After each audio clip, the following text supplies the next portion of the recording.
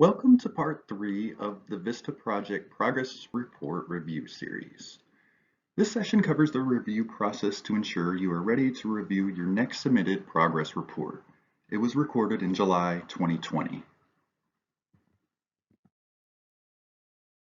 In this session, we'll take a look back at key points from the first two modules of the progress report review series, and then we'll turn our focus to accessing the project progress report, or PPR, conducting the progress report review, and providing feedback on the PPR. So let's quickly review some of what we learned in part 1 of this series. First, we learned that the project progress report, or PPR, is an instrument used to collect information from our project sponsors during a given reporting period. It is a way for projects to document accomplishments and challenges, as well as technical assistance needs. It also provides you with an opportunity to review what's going on at the project, to highlight significant accomplishments, and to provide training and technical assistance to address any challenges the project may be experiencing. And lastly, we learned that the sponsor completes this report twice each year. In part 2, we talked more specifically about creating and scheduling reports in eGrants. For more information on this, you can refer to VISTA's supplemental guidance for FY 2020.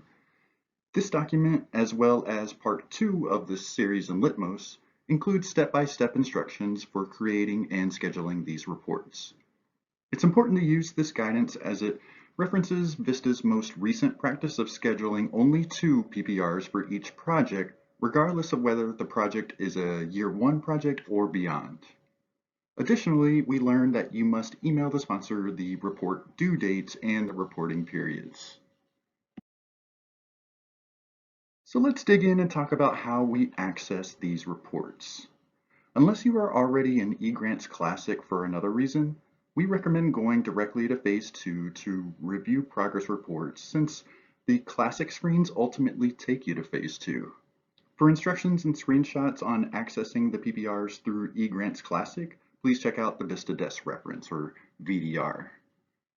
To access directly through Phase 2 screens, you will first need to log into Phase 2 eGrants, and after logging in, enter the grant number or app ID for the PPR to be reviewed. Then click Go. Next, you will click on Progress Report.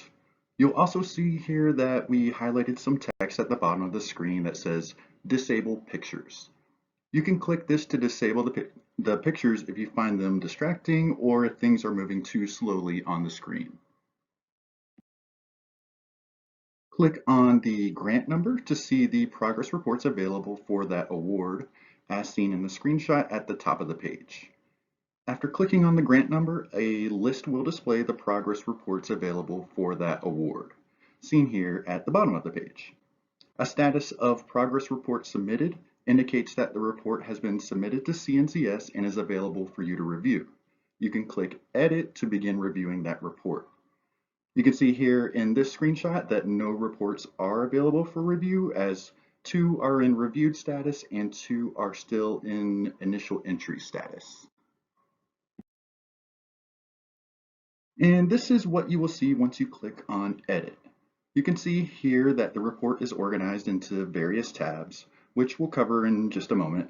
Also, you can access the reports in PDF format by clicking on the blue links if you prefer.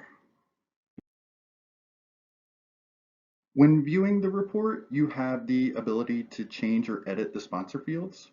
And what this means is you could alter the report and the data submitted by the sponsor.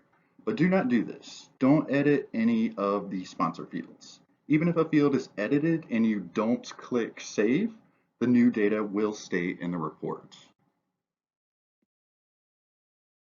As a quick refresher from part 1 of our progress report review series, here is a quick question. When do staff have to complete their review of the submitted progress report? I'll give you just a moment to think back to our part 1 session before revealing the answer. And the drum roll's coming. And the answer, in part 1, and as stated in the VDR, you have 45 calendar days to review the PPR and complete the appropriate eGrant sections. This is 45 days from the sponsor's submission of the report or 45 days from the official due date, whichever is later. This means that if the sponsor completes the report early or on time, you have 45 days from the due date to complete the review. If the sponsor submits the report late, you have 45 days from the submission date. As we learned in part 1, the general objective of PPR review and feedback is to promote continuous improvement of VISTA projects. There are 3 things that you'll be checking for when reviewing a progress report. First, you always want to ensure the PPR is complete. If narrative fields or performance measure targets are not entered, return the PPR to the sponsor so that they can make corrections or complete it in full. To do this, you can go to the Summary Staff Review tab under Staff Action, select Return for Rework, and then click Perform Staff Action. Second, you want to ensure the report reflects your knowledge of the application and your experience with the sponsor's performance. For instance, are the activities that were accomplished consistent with the application plan and with approved assignment descriptions? Or are there reported inappropriate activities or indication of improper use of VISTA resources? And third, you will want to do a deeper analysis of management and performance. So, are the numbers reported realistic? Is the project on track towards meeting project goals? If not, were there internal or external events that may have caused underperformance? Could progress be improved with technical assistance? Did they report on performance measures correctly, or does it look like they need a better understanding of performance measures? VISTA expects sponsors to support members' professional development. The member development section of the PPR asks sponsors to indicate the number of hours of member development opportunities that were provided to VISTAs during a given reporting period. For example, if 3 VISTA members attended a 2-hour grant writing workshop during this reporting period, the project would enter 6 in the field for grant writing. You'll see here that the sponsor has entered 865 hours of on-site orientation. If you are new to managing this project, you may be thinking, wait, did they really provide 865 hours of training? The sponsor note is where the sponsor enters any additional information regarding the numbers they reported. This sponsor entered quite a bit of information regarding their training. This can be rather difficult to read from this screen in particular, but if you click on Note History, which is in the bottom right, you will be able to review their complete comments. The note history is also good for looking at past reports because it shows the sponsor's notes as well as CNCS staff notes and any back and forth that may have happened as part of the review. So remember, there are 3 things we're looking for when we review progress reports. First is the information complete. Sponsors should have checked the Done With section box at the very bottom of this section to indicate that they have completed this section. Second, are the numbers realistic? Do member development opportunities reported appear reasonably consistent with what you expect based on the application plan and with approved VISTA assignment descriptions? And lastly, is the sponsor providing adequate member development opportunities? Now, adequate is a bit of a judgment call, but sponsors should at least provide opportunities based on what they committed to in the approved application. To complete your review, you will want to read any comments the sponsor recorded in the sponsor note box. If they have any professional development data for the other category, they should have described this in the sponsor note box. If you have any feedback for the sponsor on the member development section, you would add it to the staff note box. Any information you enter into the staff note box on the member development tab is visible to the sponsor. From there, click Save, and then click Next to move on to the next screen. The demographics section asks sponsors to provide data for their project regarding items such as the number of community volunteers recruited or the dollar value of cash resources leveraged. Not all of these updates will be relevant for all sponsors. For instance, if a VISTA project is not engaged in recruiting volunteers, the sponsor would answer 0 for that measure. Again, you will review any comments in the sponsor note box, and then you will leave your feedback on the section in the staff note box. And to note again, any information you enter there will be visible to the sponsor. You can click Save and click Next to move on to the next screen. In the narrative section, a sponsor describes challenges, training or technical assistance needs, and other accomplishments not covered under the previous sections. This is an opportunity to provide sponsors with feedback for continuous improvement. You are expected to review PPR narratives for descriptions of best practices as well as inappropriate activities that may require sponsors to make corrective actions. Once you are on the screen, you will click on each narrative heading to see the text field where the sponsor has entered narrative information. Now we'll take a more in-depth look at what should be included in each narrative section. Remember, you can always look back at the VDR or the PPR instructions for sponsors if you need a reminder. In the challenges narrative, the sponsor should describe the challenges they encountered during the reporting period, as well as whether challenges have been resolved or describing any plans to address unresolved challenges. In the recruitment and support narrative, the sponsor should describe efforts being made towards the recruitment and support of VISTA members. This includes any strategies they have implemented or specific challenges they may have faced. Sponsors should also describe their plan to ensure a smooth transition between outgoing and incoming AmeriCorps VISTA members.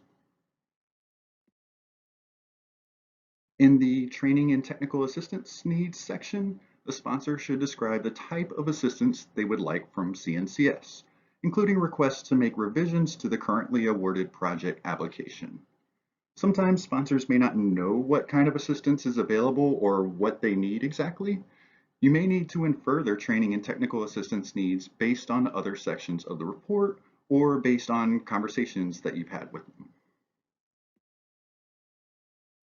In the partnership or collaboration development narrative, the sponsor should list the CNCS or non-CNCS programs and organizations with which their VISTA project is partnering to further the activities and goals of their VISTA project.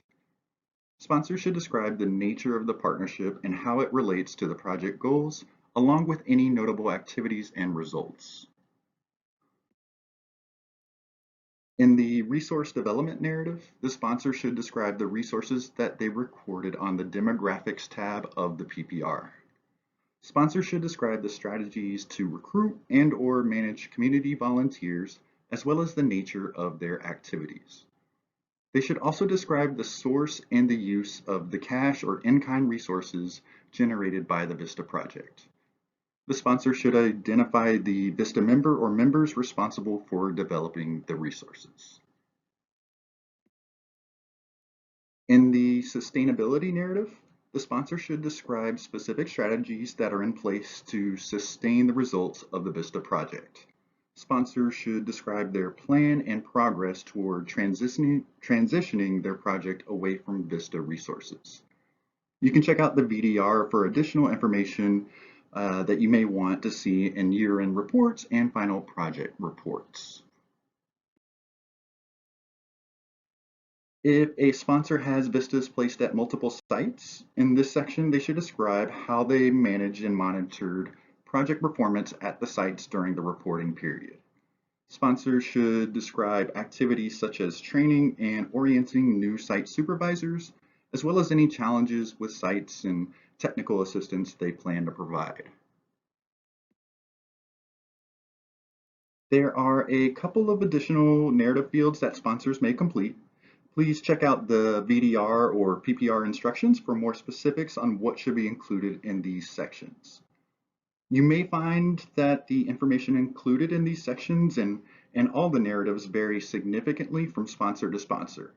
Some intermediary sponsors may report on the successes and activities of every single member. Others may only report on key accomplishments.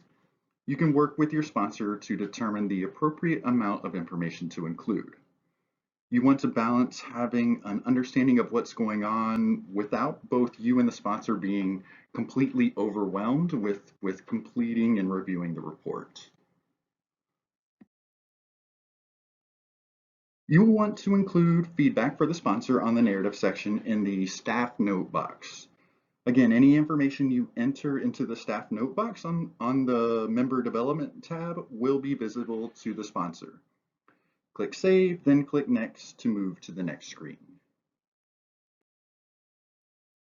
The performance measures section is customized for each sponsor in eGrants based on the performance measures they selected in their application. The sponsor enters actual data against the targets they set. The performance measure information is organized by site and capacity building goal. You will review the information for each performance measure set. Click on the small arrow to open that performance measure and see the report on progress. When the performance measure set is open, you will see a number of columns. Hovering your mouse over the items found in the measures column, for example, G3-3.4, if you see that there, will show the description of that measure if you hover the mouse over it. In the actual column, you will see numbers that the sponsor entered for that reporting period. Sponsors must report actuals for capacity building performance measures. However, you'll note here that this sponsor has not reported anything for the anti-poverty measures. Per the application and PPR instructions, sponsors are not required to report on these measures unless they have summer associates on board performing direct service. This is because we know that VISTA members are sometimes so removed from the beneficiaries that this data can be difficult to get. Next, you will want to review any comments that the sponsor entered regarding the performance measures. If targets are not on track to be achieved, sponsors should provide an explanation. For example, a sponsor might provide additional detail about their activity, or they might note that the reason they were unable to reach a performance measure target was because they were not able to recruit a member for that site. Next, you will select a rating of on track, needs work, or complete for the performance measure. A rating of on track means that the sponsor is on track to meet the targets by the end of the current project period. A rating of needs work means that you have reason to think that some of the targets may not be met by the end of the project period. A status of complete is used if the targets were achieved during the project period.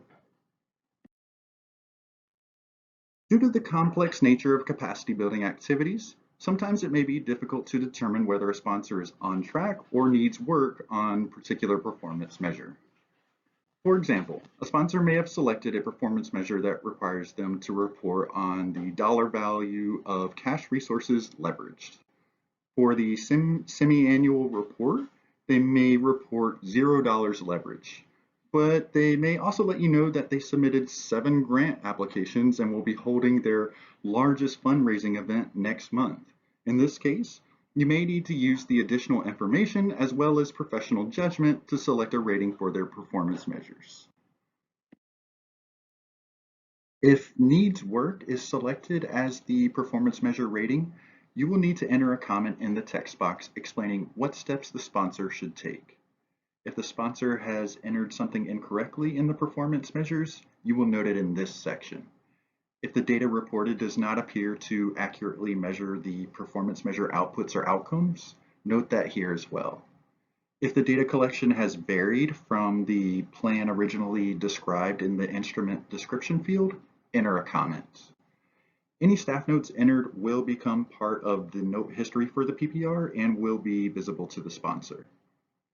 When you have reviewed all performance measure sets and selected either on track or needs work, you can click Save, click Next to move to the next screen. The Summary Staff Review tab provides a summary of the PPR. From this screen, you can print the PPR summary, review the project's progress, enter notes to the sponsor, and review comments that the sponsor sent you. If you're reviewing a report for a large intermediary sponsor maybe with a lot of sites and a lot of performance measures, please note that this can be a rather long page. So you will want to continue scrolling through the information until you reach the bottom of the page. And as you continue scrolling, you will come to the overall sponsor note box as well as the overall staff note box. You can use the overall staff note box to enter any additional information you would like to provide the sponsor. This is also a great place to thank them for submitting the report, also to reiterate any significant accomplishments, or maybe to recommend any training or technical assistance. Towards the bottom of the screen, the staff review section appears. It is only visible to CNCS staff. With the exception of the staff action selected, any information entered here will not be viewable by the sponsor. You can select a review status for each of the monitoring information questions. If yes is selected for any question, a comment must be entered. Question 1 should be answered based on the PPR as it was originally submitted and not based upon any revisions that the sponsor has submitted in response to your feedback. If you selected yes for question 4 or 5, meaning that there is potential for prohibited activities, you should notify your supervisor right away, and your supervisor should notify VISTA headquarters. You can enter any additional staff notes here as well. These notes are not visible to the sponsor. Lastly, you can either mark the report as reviewed or return it to the sponsor if additional information or revisions are needed. So the big question is, what should a completed progress report look like and how much detail should a sponsor provide? You're going to find that sponsors vary quite a bit in terms of how much information and detail they provide. Your job is going to be to help ensure sponsors provide enough information to really get a solid understanding of what is happening at the project. We do expect them to complete each section of the report. However, for some of the narratives, they may not have a whole lot to report on. For example, they may not have additional links or news clippings to share, and that's okay. However, it is not okay to enter not applicable or NA for every single narrative. If it's a fundraising project and they write NA for resource development, you're going to want to request that they provide you with additional information or at least explain why it is not applicable for that reporting period. Similarly, if a project reports raising money or recruiting volunteers in the demographics section, but fails to provide additional information anywhere else in the report, you're going to want to request additional information there. If this is your first time reviewing progress reports, we'd recommend that you look at a few before providing feedback. This will help you get a better feel for what makes up a quality, completed report. And it can also be helpful as you prepare your feedback. If this is your first time reviewing a progress report for this particular sponsor, you will want to be very clear in setting your expectations going forward. This will help ensure the sponsor understands what you expect to see in the progress report. While it's great to have this feedback documented in written form, we'd also surely recommend reaching out and having a phone call to discuss this. It can be a great step towards relationship building. A big question we get is, how much feedback should I provide? It's not necessary for you to write a novel or to comment on every single item that the sponsor has included, but you do want to make it clear that you actually reviewed the report. They took the time to gather the data and to write the report, and it's important that they know that it's useful and that you are reviewing it. It's also important to acknowledge their accomplishments while also providing more critical feedback. As I'm sure you know, it can be frustrating when you've accomplished so much and the only feedback you get is on what you've done wrong. Take the time to say, nice work, nice job, when applicable. Maybe it sounds obvious, but it's important for maintaining the partnership. It shows them you're reading the full report, and it can make the more critical feedback easier to digest. You also want to make sure you are being professional and courteous in your tone. which is something that can be easy to forget when maybe you're sitting at your computer and typing feedback into a tiny little box. Remember, there is a person that is going to review your feedback, and it's important that you have a good working relationship with them. When providing feedback, you want to be as specific as possible, just like we saw in the previous slide. If there is additional information the sponsor needs to include, be specific about what that should be. If they have reported something incorrectly, be specific when requesting that they fix it. A little extra detail here can maybe prevent some confusion and can ultimately save time in the long run, as it often prevents some back and forth conversations when you have to clear up any confusion. Remember VISTA's key principles? This is a great time to redirect sponsors back to capacity building activities and focusing on sustainability. We really want to ensure that they are focusing on sustainability each step of the way. And lastly, always remember to direct sponsors to our resources for additional training and technical assistance. That includes the VISTA campus, our monthly webinars, and the sponsor handbook, of course. Here in this slide is an example of feedback provided directly in the Performance Measure tab. As you can see, it's very short, but specifically references the sponsor's note and additional information, and also compliments their great work. And here is an example of the overall feedback provided to one organization. The person managing this project wrote enough information to really acknowledge the sponsor's work, but didn't touch on every single point. This follows a pretty consistent feedback format. It begins by thanking the project for the report submission, notes project accomplishments, discusses performance measure info while noting any recommended actions and noting any challenges, and provides training and technical assistance options, addresses needed follow-up by reminding the project to submit the VAD revisions reference, and of course, thanks the sponsor. The response is specific, professional, and courteous, as we discussed. As a reminder, here are some helpful resources to help review VISTA progress reports. We've covered quite a bit of material in this session, and I certainly hope you have found it helpful. We began with a quick refresher of parts 1 and 2 of the PPR training. Next, we went in depth on how to access the submitted report, went through the PPR review screens, and discussed tips for providing feedback. Thank you so much for completing part 3 of the VISTA Project Progress Report review series. Quite a tongue twister there. And thanks for all you do to support VISTA sponsors and members across the country.